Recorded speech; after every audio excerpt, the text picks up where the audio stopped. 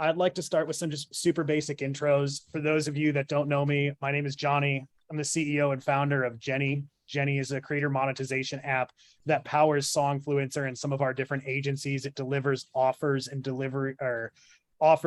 promotional opportunities to creators all across the globe. I also operate Songfluencer and Genni Agency, which works with brands and record labels. I'll pass the baton over to Ty. Ty, why don't you give everyone a quick overview of you and what's going on? Hi everyone, I'm Ty. I'm a TikToker. I mainly do like crazy story times, and also I color my hair like wild colors. So you'll see me with like rainbow hair one day and then half blue, half red hair the next. I color my beard and stuff. It's pretty fun. But yeah, that's who I am mostly. Awesome. Taylor Red, girls, you guys want to do an intro about y'all? Yes, we are three sisters, triplets, and we do a lot of fun sister content as well as music content. We've been in a band for about 10 or 15 years, so we incorporate a lot of music as well into our feed, but mostly fun sister stuff. Incredible. And it's helped me once again. It's Natalie. Oh, yes. Natalie, Nika, and Nicole. Yes. Oh, that's not going to get confusing. Natalie. I was waiting for you to finish. So, you know. Yeah. All right. And Kevin Hupp. Hey, what's going on? I'm Kevin. I'm one half of Kellan and Kevin on TikTok, and we do music and lifestyle stuff mostly. Awesome. And hey, Baco, my helper on this, can you drop all of their TikTok handles in the chat for anyone that wants to check out any of our awesome panelists while we talk here? Absolutely, will do. Great. All right. Well, let's get right into it. Guys, this panel, the subject matter is, do creators promote brands and songs that they don't love? Obviously, we know anyone likes to promote stuff that they really love, that they enjoy a lot, but a lot of times we get a lot of our clients, a lot of our brand partners ask this kind of question, like, do creators just do it for the money? And I wanted to host a panel with some of our favorite people to kind of make a stab at some of this. Obviously, it's not true for some people, or it is true for other people, but I thought having Ty, Kevin, and the Taylor Red girls on this to talk about this issue could be super interesting for a lot of our clients. So just as like just something to springboard off of, I want to talk about some of your favorite activations that you guys have participated in the past, and maybe why it was your favorite. What made it fun? What made it compelling? Was there any result to speak of? Obviously, if you guys don't want to say who the brand is or what it is, like, just give us some idea of like what made the brand partnership awesome, fun, what made it your favorite. Ty, I'll go to you. Oh, me first? Yay. Let me think.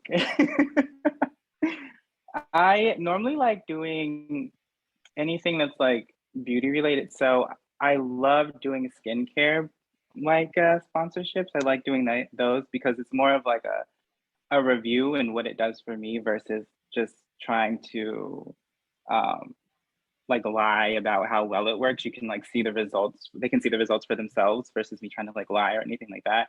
So I like doing stuff like that because I feel like it's more genuine, and it seems like skincare companies want you to be more genuine about their products and like how it works and stuff. So yeah. Yeah, that's great. And that really ties into like the content that you post very often. So it's very organic and natural for you to create that. Yeah. All right, Taylor Red. One thing that I love that brands that we've worked with do, and I think it works best for them and us, is kind of look at our page and work with maybe a viral idea or an idea they already like that kind of fits their brand, you know. And if it works organically, obviously we'll want to be a part of it. Like Crocs contacted us a couple weeks back, and they actually looked at our page and was like, I want you to do something like this. It was a viral idea, but we want you to work it. We love Crocs, of course, and we want y'all to work it into for our brand. And so when we did the video, we felt like it was a lot more successful view-wise and campaign-wise because they let us kind of do what works already for our channel, rather forcing some other idea that somebody else's did from their channel onto our channel. And we've done that, you know, with try to make things work, for brands that we love and try to do it in the context, but we always love the creative freedom. And like Ty said, I think like the organicness of like, if it feels like they're like being marketed to, they're like, I feel like the fans are less likely to like receive it. But if they feel like, oh, this is like a fun, product, and they're kind of like, some of your content already, they're going to be more open to it versus you like buy this product, buy this product, buy this product. Yeah. So. Kevin, I see you shaking your head too. Do you got a similar story there? Yeah, I think it's you always want the magic of this will do well on my page and not get 100 views, and it's something that I like and can stand behind, like Ty said. I don't think I signed anything, so I can probably talk about this. We did something with KFC, and that was super cool because it's just a brand that I know, and I could like impress my dad by texting him like, just worked with KFC, and they let us make a jingle for them, which was really nice. And so that creative freedom is so important and so helpful when a brand kind of knows what you're about and lets you explore that. Yeah. Awesome. All right. Well, one of the first questions I wanted to ask that kind of gets in the spirit of this subject header. I'm going to put the exact question in the chat here, but read it out loud. So what is your first reaction or the thing you do first when a brand or a record label reaches out to you with a sponsored promotion? So what is that very first thing that you think of? Hey, Ty, we want to do X with you. That very first moment of outreach, how do you handle it? What are you thinking? Do you have a process? Do you have a thing that you go through? Can we talk through that a little bit? Ty, I'll go in opposite direction, but let's start with you. Next time I'll go to Kevin first. Okay. I think when I get reached out to, the first thing I look at is what the product is, or what the song is. And if this song, like I'll listen to the song, and if it's something that I'm trying to think, like if it's like a super negative song, I don't have any like good examples, but if it's something like super negative or it's promoting something super negative, then I won't accept it. You listen to the whole song? I don't listen to the whole Okay. whole thing, but like sometimes they'll send you like a TikTok link for it. So I'll listen to like the little 15-second thing or whatever they send me. And if it's like a product, this is a good example. Like a pill company reached out to me to promote for them, but a lot of kids follow me, so obviously I'm not about to try and sell pills to children. That's not cool. Yeah, totally. All right. And Taylor Red, what do you think about that? What do you do first? We definitely look up the song and Or the product. first thing, and see if it fits us and we think it would work on our page, because we want to do it justice and hopefully get views where everybody's happy, we're happy, and the company's happy as well. So I think that's the first step, and then we try to figure out how would this look idea wise, like what kind of idea would we do. We toss around ideas, and then we go back to the company and we say we'd love to be a part if it works out, we want to be a part. And this is the 3 examples of what our video might look like. And then the brand may come back with us and say, I love this idea, or they may scope through our channel and find a different idea, or they may just say, here's what we want you to do. We want you to be more informative or direct approach. And then we kind of go from there to see if it's something we feel like we want to be a part of, for sure. Right. Hey, you said something that I wanted to double click on real quick. You said, we're thinking you kind of, and I might be rephrasing what you were saying, but you were kind of like, well, we don't want to use a song that might get bad views or bad engagement. Mm-hmm. We want to do the best for everyone, because But we have noticed that even like an independence, like a song from an independent person who sings, or like maybe it's not like it's mainstream, sometimes that might even do better because it feels more TikTok-y versus like a mainstream song somebody's trying to like market in your face, kind of like the same thing with like an ad ear, like product, Right, like they're finding a gem or something, and it may be a piece of a song that's mainstream that it may not even be the most mainstream part of the song, but somebody feels like they're listening and they're finding a gem or something, Love that. All right, Kevin. Yeah, I think I get a lot of like spam reach outs. So just seeing if it's a legitimate offer and if they actually have a social media presence and like a built out online store. And then I think also like is there a legitimate amount of money that they're willing to put behind the post? Tends to be the first things we think about. You mean you don't do a lot of stuff for free? I don't do much for free. No, not anymore. Dang. All right. You made the big time, Kevin. All right. Moving on. I'm going to keep popping the questions in the chat just for as people kind of trickle in through the door, they know what we're talking about. Another kind of first reaction question that I have. So you receive a promotional offer for a product that you don't use in your day-to-day life, such as food types you never eat, cosmetic types you never use, or maybe an app that doesn't serve any of your needs. What is your first reaction? Walk me through, how you're thinking about that. Is it something that you'd promote? I know there's probably a million variables, guys, so we can kind of talk top level here, but I think for a lot of the audience members here, it would be really helpful for them to understand, how do I approach someone and not know if they use my product or not, and how are you going to feel about it? Kevin, let's start with you to give Ty a breather. Yeah, and I'll take what Ty said. I mean, I think people can tell pretty quickly when it's something that you legitimately use and like, or a service you use, as opposed to you're trying to make up that you used it and you love it, because you've got to be enthusiastic. But people can feel when they're being marketed to. And yeah, Taylor, Red, and Ty, I wonder if you guys can't you just kind of see that a video is going to do poorly if you put it out and you haven't really used the thing? Yeah. Yeah. Kevin, wasn't there like a blackjack thing that you were talking to me about one time? I promoted a blackjack app, and we had comments from people, and we didn't really think it all the way through, but we have a lot of kids and families who follow us, and we had comments from people saying you probably shouldn't be promoting gambling on your family friendly channel. And that was a big moment for us of oh yeah, maybe not. Interesting. All right, Taylor Red. Yeah, pretty much very in line with what they're saying. You kind of have to know your audience. And, sometimes somebody might reach out to us, whether it's like a skincare company that we may not work with, but we've heard of them and they're, reputable. We may want to try the product first. Before we say no. Before we say no. That's a lot of the times, they'll just mail us the product and I'll try it, research a little bit, make sure it's, the cred is there. And sometimes, you can find products you actually like. We try to be a little open.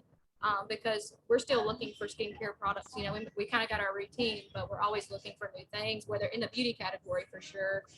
It may be a clothing brand if it's pretty similar to our style. We're definitely willing to give it a try. But most of the time, if it's something we feel a little iffy about, but it fits in our category and it fits our audience, we're wanting to try it first. Yeah. Okay. So yeah, especially, so you're just saying essentially, if it's something we don't know anything about, or we're not using it often, or we don't know if that applies to our life, send me the stuff, let me test it before I'm actually going to do something with it. Yeah, there's a lot of we say no to, I'm sure Ty and Kevin, to a ton of stuff, but if it's something that already kind of fits in our category of maybe something we've promoted in the past, we're open to trying it. Cool. Right. And Ty, you have anything to add there? I would say if it's a product or something that I don't use on the regular, or I haven't used yet, I try to see if I can use it. If this is something that could work with my lifestyle, and if it is, then I'll normally give it a try. But if it's something that I can't really see myself getting into, then I'll probably be no, I'm sorry. Yeah, totally. Testing it is pretty cool though. Asking them if you could test it for a little while before you promote it is one way to go about it too. So I like doing that. And I'm assuming the answer is yes, but obviously if the financial consideration is higher than normal, then you'll consider it with a little bit more, you'll entertain it a little bit more, or not really. Yeah, it depends on what it is, I guess.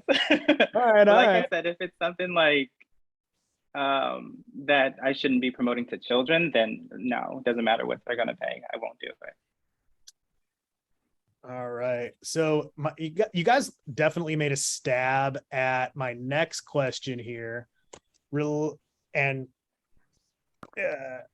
my next question was we kind of talked about it a little bit, but if you guys have anything left to say here, you guys talked about a lot of like keeping the content organic and making it natural, even if you're using stuff that you don't really like. But any other thoughts related to that of, you know, how you keep content organic for your audience with products or music that you don't use or you don't need or you don't use often that may be a little left of center for your audience? Is there any tips or tricks or ways that you guys approach that? I can say something. Yeah, go right ahead. Is that okay? I hope I didn't interrupt somebody. But I know sometimes I think if it's a product or a company who really wants to work with somebody, I think they should definitely give it a shot to reach out to that person, because the influencer can decide yes or no. And you would be surprised some of the things that we might be interested in. Yeah, like that. Yeah, I like, and you can incorporate it into the ad. And it did really, like this one thing we did, I made them vegan burgers, and we're not vegan, but it was really fun to try. Like the Impossible Burger, you know, like we don't have like a vegan channel or nothing, but it was like we made the ad like letting my sisters try a vegan burger for the first time, and it actually did really well because it was authentic. We're not trying to like pretend like we're vegans or anything, but it's like we're trying it, and actually we're really, really good. Yeah, it was kind of a tryout thing. Yeah. You know, it was if we're trying something out, the video can be trying something out, and we genuinely liked it. So and we obviously tried it out before, and it did really well because I think it was like real, and people want to see you try a product, you know, and then if you really like it at the end, obviously I wouldn't post it, you know, if we didn't like it, but you know. And even if you're like a musician or you're into, you know, for us, you know, being, you know, sisters, everybody's like, oh, beauty, fashion, or whatever, but sometimes some of our things that we like kind of may surprise somebody. So, you know, people has reached out to us about things that, you know, don't really fall under those categories, but it is some little quirky thing that we might like, you know, and we'll be all for it, and it'll change things up. So Totally. Awesome. Ty, Kevin, you guys want to add to that at all? Or Ty, I think it's really cool when like you went off on this topic, so I love what you said. Do you have anything else you want to say to that? If a company reaches out to me and it's a product that I don't really know about, but I think it's good for them to allow the creator to have like open creativity to create whatever they want with it, if that makes sense. Because one thing is, if I don't really know about the product, and then on top of that, you're giving me a bunch of like restrictions or things that I have to do and have to say, it's like, no, it's not even worth it at this point, because it won't even come off genuine and organic, you know what I mean? So talking points are kind of a weird thing sometimes. Yeah, especially because they use words that a lot of people don't know, and I'm like, no like child is gonna understand what I'm even saying. They don't care about like the statistics of this thing. Right. Cool. All right, I'm gonna go to the next one, and I'm gonna pivot lean a little bit more towards music in my next couple of questions here.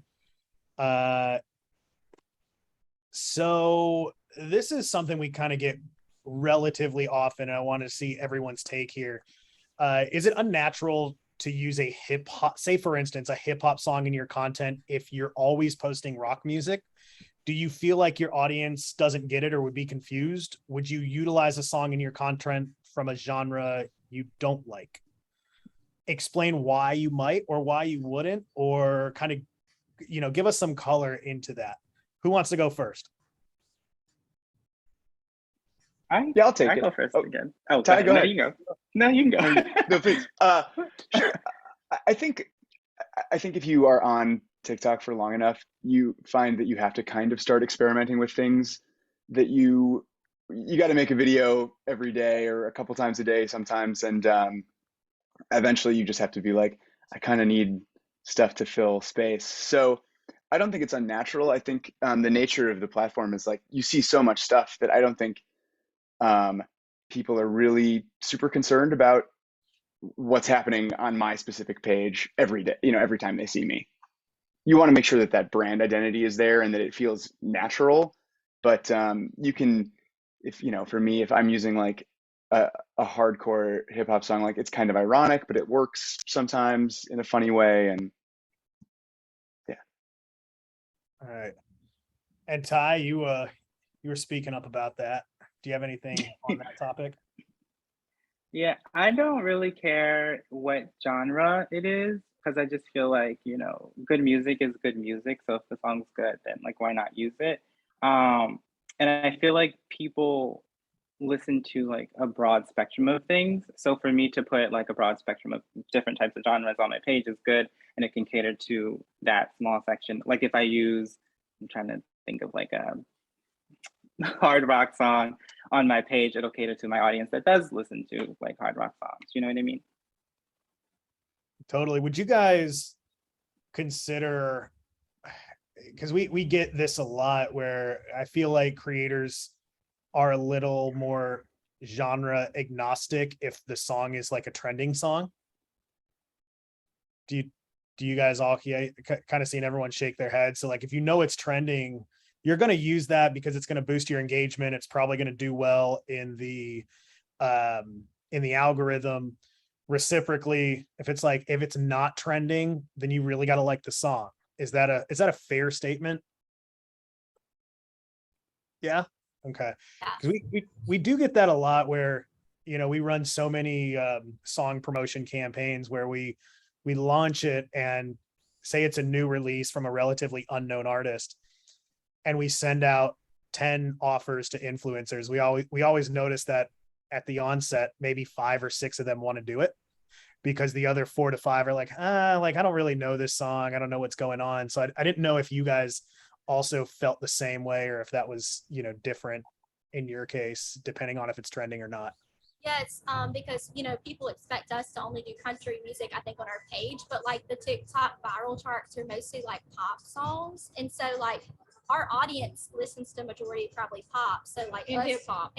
So for us to like only do country on our page would be like a detriment to us. And we like we every all genre. love pop. Like she likes rap the best. She probably likes like punk rock the best, and we don't even talk a lot in our videos. Yeah, so and some people don't even know we're country. Yeah, and so we don't talk a lot in our videos, so people don't even know we have like country accents or whatever. But yeah, so we do pretty much any genre. Like we're open, if it's a good song, and even if it's a little quirky, we like those too. So I want to say too, if the song is not a viral song yet, I think it's important for the record label or whoever's promoting it to match it with a viral idea for sure. Like if you're going to a viral idea, whether it's one of those trending ideas or whatever, but just make sure, I think the song can still do really well. For our page, what we do with, is make sure you work really hard on that idea, the concept. Yeah, if it's not viral, but it definitely has a shot. It's just you have to work extra hard on the content part to make it. To make it connect in the best Yes. way possible. Totally. Yeah, I get that. So yeah, I'm going to move to some questions now. If we got any questions from people that are attending, there was someone first asked, can artists, musicians, brands reach out to you directly, or are you all with an agency that they would need to go through? We have an email on our page, but then we'll filter that, and we have a brand manager now that we kick stuff to. But you can just email Kellan and Kevin directly. Ty? Same, pretty much same, yeah. Cool. Email with us as well. So Yeah. And real quick, I was reading something interesting today on this topic. Do you guys check DMs for offers, or are you guys more responsive over emails? I check both. We check both. IG DMs for sure. TikTok DMs are really hard for us to check. Yeah. Okay. Yeah. What do you So prefer definitely if you're going to DM somebody, even if they have less Instagram followers than their TikTok account, it's like go to their Instagram. I would recommend that. but I feel like it's personally, and I'm not speaking on behalf of them, I feel like it's more professional to email. But that's just me. Maybe I'm like old school or something. But Oh, I get it. I think Instagram DMs from people that you don't follow like get filtered to a weird spot. So email is probably the best way to just get it in front of us and make sure it like comes in as unread. Yeah. All right. Next one. I got a question. Have you found a new favorite song or band from something your favorite creators have posted?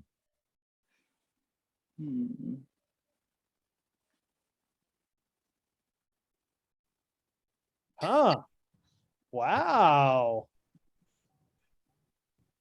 I gotta say, I know it was super viral, but it didn't connect with me until I started seeing creators post Jax's Victoria's Secret. And I was like, like I see why this is going nuts. I love that. And I started checking Jax out a little bit more. I like No, Steve Lacy a lot now. bad He's habit. gone huge on TikTok. Yeah. Cool. Let's see. All right. Sorry, Baco. I'm going through here. I'm going through it. All right. So Joshua Damata asks, TikTok's been such a great place to discover new music and artists. Reminds me of late 2000s YouTube. Sorry, that wasn't a question. My bad. I was reading it. All right. Louis asks, how do you figure out your pricing? How do you figure out your pricing? I definitely think engagement rate is really important to a lot of brands, followers, and keep those engagement rates high. And you know, you can pretty much use the follower count engagement rate to kind of go from there. That's what I think. Yeah, you can go online and like Google like what your rate should be and stuff like that. So Cool. Ty, it seems like you agree with that. That's exactly how you would do it. Yeah, and then it depends on what the sponsorship is for, like if it's a song or a product. Normally like products I'll charge more than just like promoting a song. Right. Why is that? I feel like with a product, it's more of like it's more work to try to like promote a product than it is a song. Because with a song, you can make whatever video to it and just slap the song on there. But with a product, you really have to come up with a concept, an idea that works, that feels like genuine and organic to your platform. So when you guys are promoting it, because it sounds like it's a lot more labor intensive to promote a brand or a product.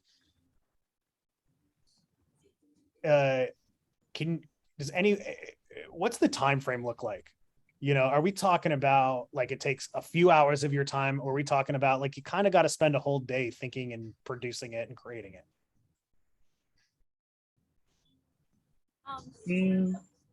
Definitely, it depends on the product. yeah, and a lot of times you have to factor Yeah. in like we bounce, just messaging the brand back and forth, bouncing ideas off, and then your time to build your own following. A lot of times I feel like the brand may think you're just paying for your time, but your time building your whole brand and your following was a lot more time than just doing that, ad and everything. And you're trying to bring your followers to that brand. And so I think that's a huge factor as well. But yeah, it takes, I would say it usually could take an hour or more. Sometimes it may take longer than that Yeah. because we have to do two parts. Like if Yeah. you're doing a transition video, sometimes the next day, or if you're doing skincare, you have to kind of, let that kind of evolve organically, as Ty was Yeah. saying. And so it just kind of depends on the product. Yeah, it could take 3 hours. It could take a whole day. It just depends. Yeah, I think it's interesting. Like Ty, I don't know. Taylor, Red, and I are all part of like teams, so it takes longer to coordinate our schedules and stuff too, and make sure like Yeah. everyone's good to go. Like Ty, can you just bust stuff out super quickly because it's just you? Yeah, sometimes it depends. Like if it's like a product that I can use real quick, then yeah, like an hour or two. Recently, I'm working with CVS on like a skincare product that they're putting in there, so I have to plan a day, have to go there, film there. So it really depends on what the product is. So yeah, it can take like a couple of minutes, but then it could also take like weeks. Yeah. I got an interesting one in the chat. Would you consider a different price point for a song promotion if it was from an independent artist as opposed to a major record label? We definitely tried to alter a little bit for indie, just a little bit, as much as we could, so yeah, I think that's, especially if we like the song, and try to help. Yeah, and they're flexible. They're not like trying to give you like 30 things that won't help the video at all. Like Ty was saying, like all these big words, which they wouldn't use big words, but all these restrictions and stuff. So if they're easy going, we try to be pretty easy going too. Awesome. and I guess that's just because you're the amount of time going into it, but you guys also understand that it's an independent artist that might not have a bank behind it, bankrolling everything that artist is doing. I get it. Hey Joshua, I'm so sorry. That was a response to the last question. I'm sorry. My bad. Baco on my team asks, do you have a dream brand you'd love to work with someday? Baco, make sure you write these down so we can go chase them down. But Ty, Taylor, Red, Kevin, any dream brands? Dream brand? Bro, maybe. Oh, Ford Bronco. Either one. Yeah, take it. You want us to go first? I don't know if the Sure. who's it on? We have a phone, so sorry. Ford Bronco, definitely. Zara and Ford Bronco. for sure. All right. There's a clothing company called COS, C-O-S, that I love that I just keep emailing and they won't get back to me. Ty? I don't know if I have I have something that I really want to do, but it's not like a specific brand or anything. But I would love to do like voiceover work for a video game. I'm really big into video games. I love video games. You wouldn't know it by watching my page or anything, but I would love to do like voiceover work for a video game. Awesome. What's your favorite video game? What do you play? Right now, the Life is Strange games. I don't know if you heard of them. They're like story games, but they're really fun. You think about starting a video game TikTok page? You should do that. Yeah, I guess so. We got this thing called Preffy. You should submit. We have a lot of video gamers that submit like their TikTok like in-game stuff into Preffy to participate, and it's, I don't know, they make a bunch of cash that way. Check that one out. Oh, okay. And it's like small gaming pages, but you should check it out. It's pretty cool. Okay. All right, couple more, and then we'll wrap up here, guys. I wanted to let everyone know we were going to do about 30 to 40 minutes. Kathleen Schreiber asks, draft approvals, yay or nay? I'm guessing Kathleen's asking more along the lines of, do you hate them? What do you hate about them? What do you not like about them? What do people do that you hate most about it? I like have a love-hate thing with them because sometimes companies will be like, it's an open concept, we just need a draft. You send them the draft, and then all of a sudden they have like all these restrictions and all these changes they want to make, and then you have to like either delete your video, start all over. So it's just a lot of work. But I do like them in the sense of, if you're unsure about what you create and you just want someone to have like a pair of eyes on it to be like, oh no, this is great, this is perfect, this works for us. That's good. That's the part I like. Right. You think, Kevin? Yeah, totally agree. I mean, it's like what the ladies said. It's more work ultimately, and it's then another like shoot. So that's more time and more energy. But like Ty just mentioned, it is nice to have the company be like, this is great, we're done. Yeah. And that simplifies it a lot. Yeah. What do you guys do? We were having a philosophical conversation about this in the office the other day. What do you do if you submit your draft to a brand and they come back and they say, no, we need you to refilm? So you refilm it, you send it back to them like, no, we need you to refilm. You go, you refilm, you send it, no, we don't like that one. Like, at what point do you say, all right, I'm done?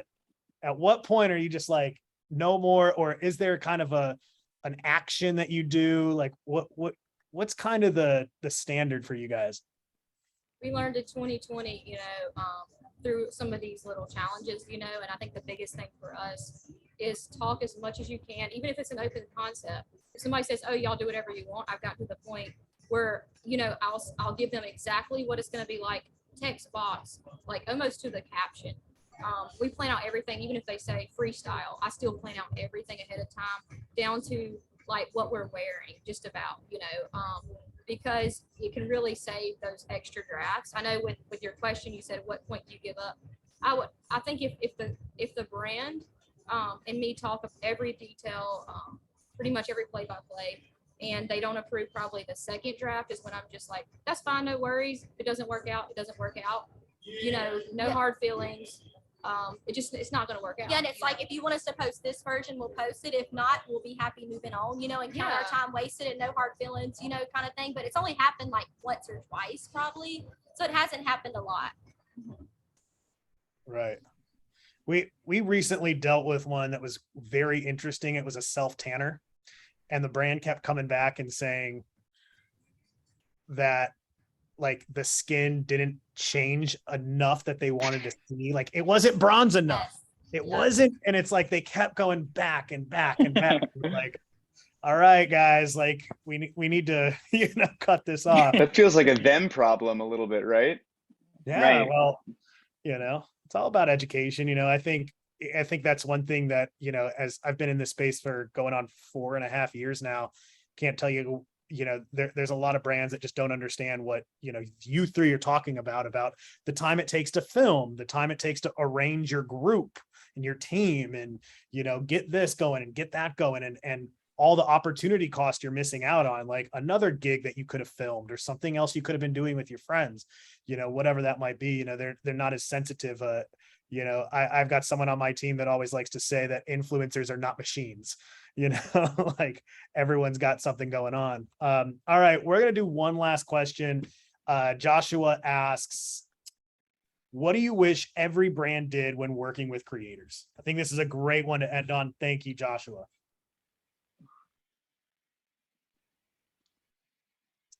What do you wish every brand did when working with creators? Wish they looked at our channel. Like I think I hope I'm not being too repetitive, and literally find the video that works for them the best, because it saves a lot of time at the get-go, or if they don't see a video on my page, it might work. Send me a reference video. I think that saves so much time, and where I don't have to like guess or guess, Yeah. Cool. Yeah, I think it's the reference video is huge. Like, and it saves everybody time because you don't have to tell me no on the thing that I made, which is probably better for you. All right. What about you, Ty? You got anything that you want to add to that? Reference videos. Reference, okay. But I Every would brand say needs a reference video. And then sometimes I feel like when you're talking to brands, they, like you said earlier, they talk to you like you're a machine and not a person. And I feel like sometimes they expect a lot out of you for nothing in return. So yeah, just treat us like we're people. Yeah. That would be awesome. What about like, because I deal with this a lot. Like, what about like 50-page contracts? Do they need to reduce the size of their contracts? Yeah. Yeah. I kind of wish people boosted posts more too. I think it's just a good way, like, especially if something feels like an advertisement, at least you're getting it out to more people and advertising to more people. I think that's would just be smart. And it makes me feel good when I see a way higher view count than I expected. Yeah, I think that's going to be my next like series here at the short forum. I'm going to get a couple of people on this to talk about boosting and usage rights. That needs to be a conversation that people need to have. I had a brand one time that we did a big campaign with them, hired a bunch of influencers, and then we noticed that on the side of the beverage carton where the beverages were held, it was an alcohol brand. On the side of the 6-pack, there was a QR code, and it was the posts. So if you scan the QR code on the side of the box, it went to the influencer posts.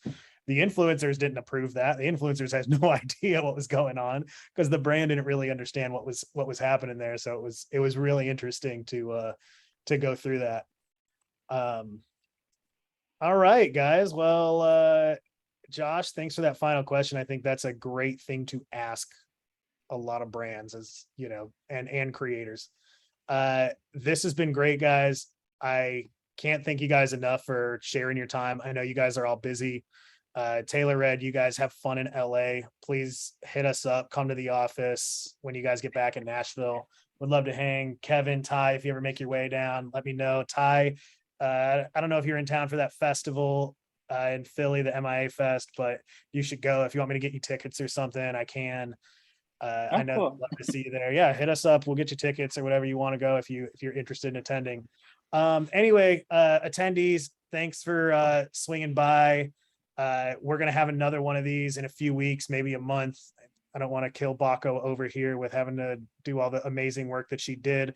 I want to thank her most importantly, but also thank my entire team for putting this on and getting this forward. So until next time, guys, thank you. Have a good night.